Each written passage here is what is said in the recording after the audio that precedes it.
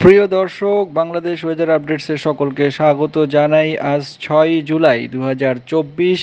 এই মুহূর্তে বাংলাদেশের আশেপাশে এবং বাংলাদেশে আবহাওয়ার পরিস্থিতি এবং আগামী 24 ঘন্টায় সারা দেশ জুড়ে আবহাওয়া কীরকম থাকতে পারে এবং বৃষ্টিপাত মূলত কীরকম থাকতে পারে, অতি ভারী বৃষ্টির সম্ভাবনা কোথায় কোথায় রয়েছে, বিস্তারিত ভিডিওটির মাধ্যমে জানিয়ে দেওয়া হবে। তাই না কেটে শেষ পর্যন্ত দেখার জন্য অনুরোধ রইল।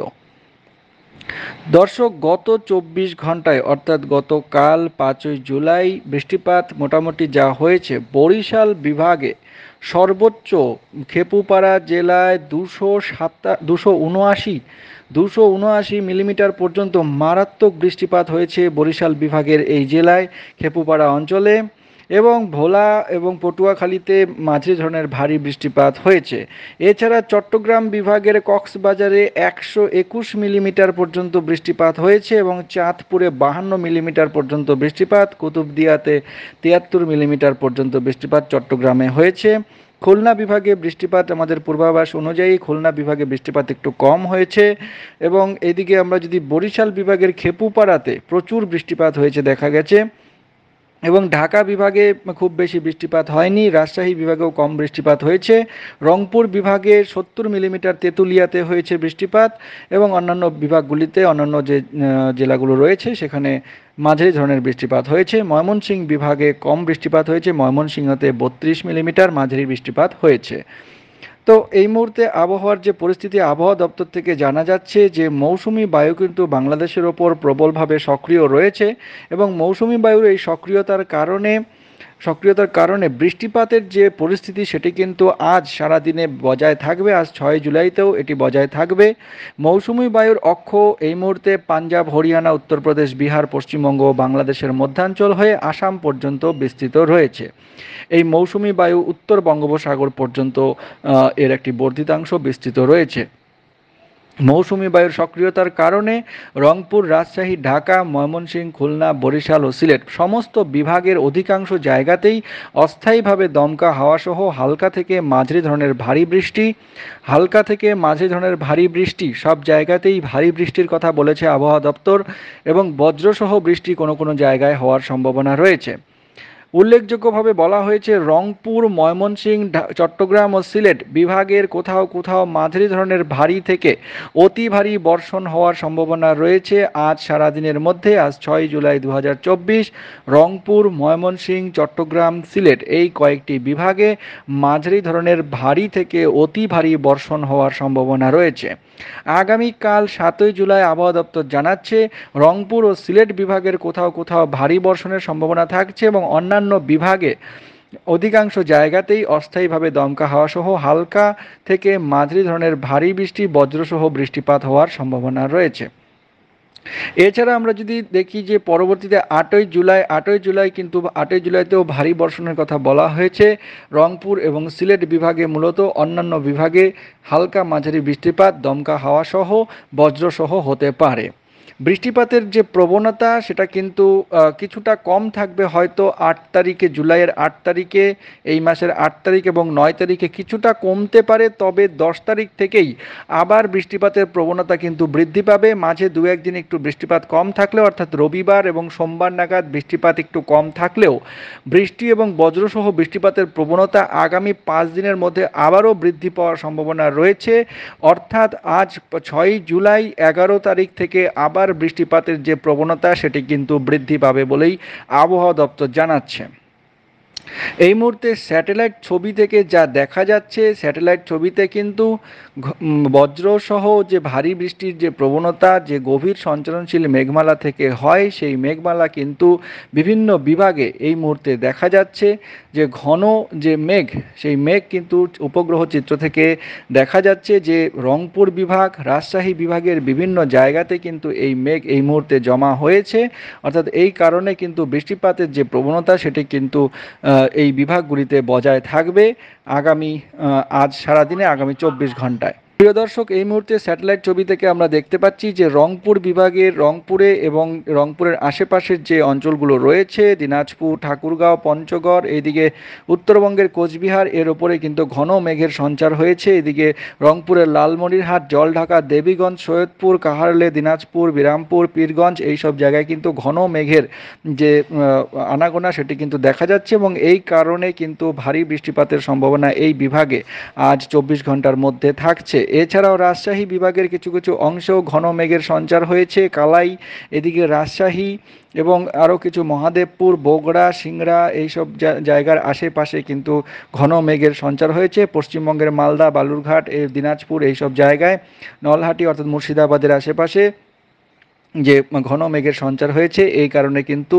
ভারী থেকে অতি ভারী বৃষ্টিপাতের একটা সম্ভাবনা আগামী 24 ঘন্টায় থাকছে, অর্থাৎ আজ সারাদিনের মধ্যে।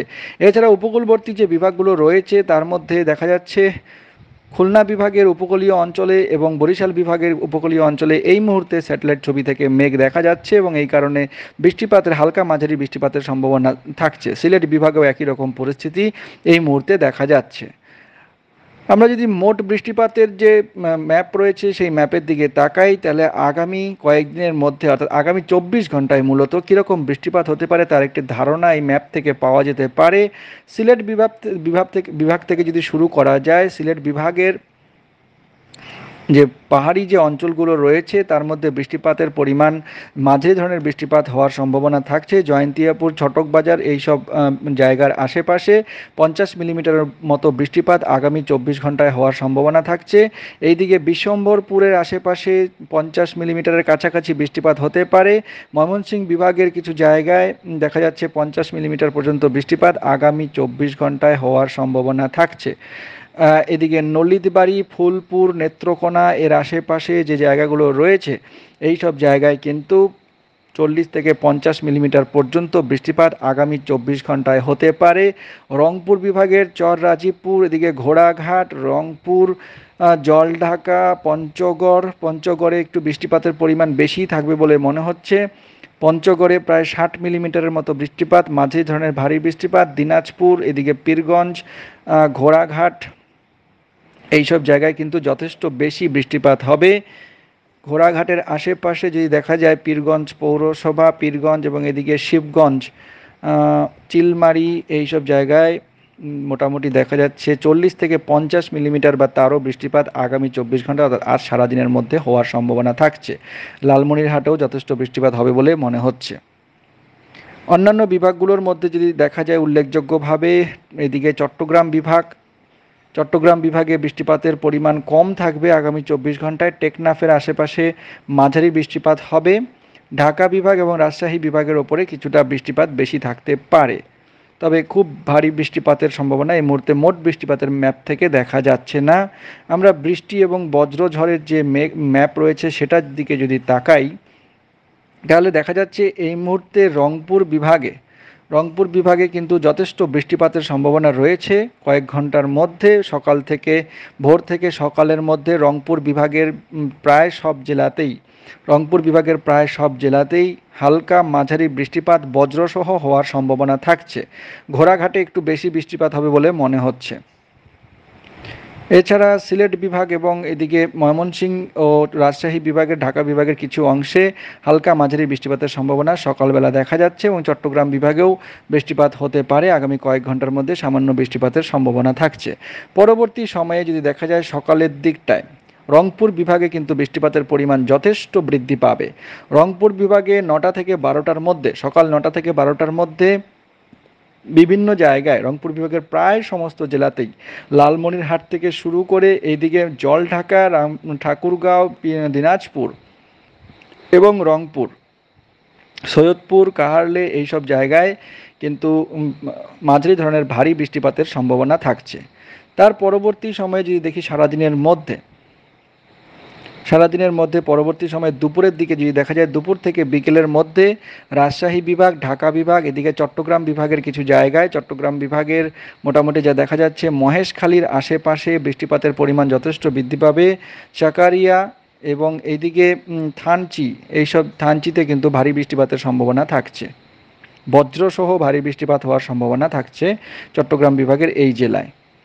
রাজশাহী বিভাগেও রাজশাহীতে কিন্তু মাঝারি ধরনের ভারী বৃষ্টিপাত বজ্রসহ হওয়ার সম্ভাবনা থাকছে। তার পরবর্তী সময়ে অর্থাৎ বিকেল থেকে সন্ধ্যার মধ্যে যদি দেখা যায়, বিকেল থেকে সন্ধ্যার মধ্যে ভালো করে দেখলে সিলেট বিভাগে বৃষ্টিপাতের পরিমাণ বাড়বে এবং অন্যান্য বিভাগের মধ্যে রংপুর বিভাগে কিন্তু সারাদিনই বৃষ্টিপাত চলবে এবং ময়মনসিংহ বিভাগেও যথেষ্ট বৃষ্টিপাত থাকবে বলে মনে হচ্ছে।